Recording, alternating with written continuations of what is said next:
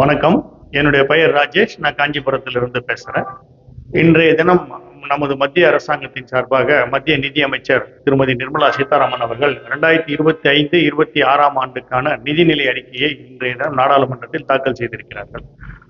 பொதுவாக இந்த மொத்தமாக இந்த பட்ஜெட்டை பார்க்கும்பொழுது மிகவும் பயனுள்ள பட்ஜெட்டாக தெரிகிறது.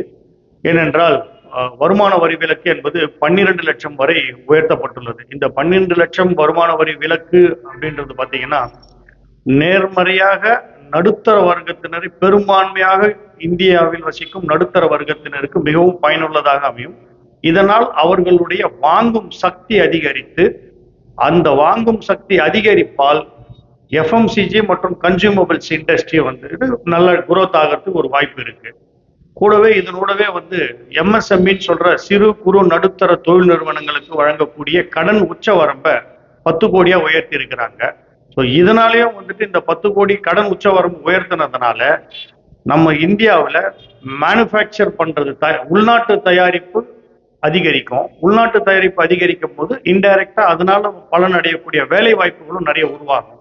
ஸோ பொதுவாகவே இந்த பட்ஜெட்டை மிகவும் வரவேற்கத்தக்கதாக நாங்கள் கருதுகிறோம். நன்றி.